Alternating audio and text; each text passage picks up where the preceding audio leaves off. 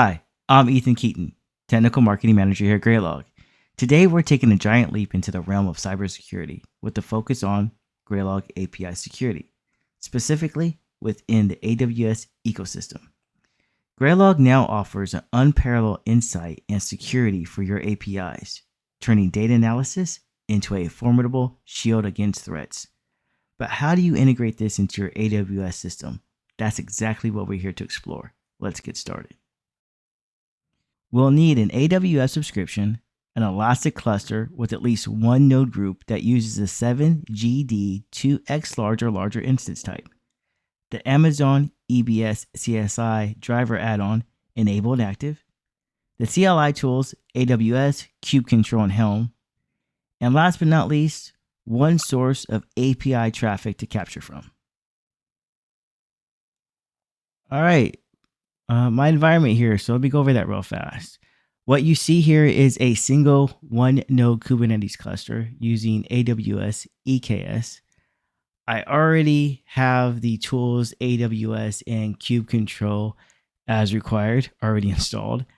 Now I need to get Helm installed.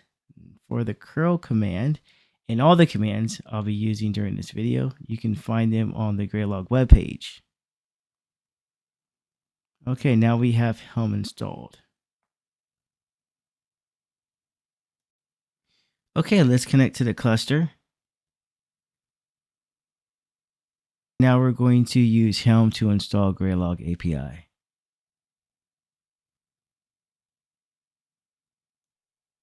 Okay, install is complete. We need this echo statement right here. This statement will generate the API URL. Now we have the URL to log in. We're prompt for a user, and if you happen to notice, we did not define a user. This happens at first login. You can type whatever username you like. All right, we're in. Okay, so before we can proceed, we have to head over to the Graylog website to generate a key. Now we're going to register for a license. This subscription is good for 1 year. It will get you a free one node 16 gig license. License in. One more thing I would like to add about the 16 gigs is when that limit is reached, the data will start to purge so that more data can be ingested. So you will cap at 16 gigs. And if you find that you're hitting 16 gigs fairly quickly, please let us know. This is a new service for us over here at Graylog, so we would like to hear back from you.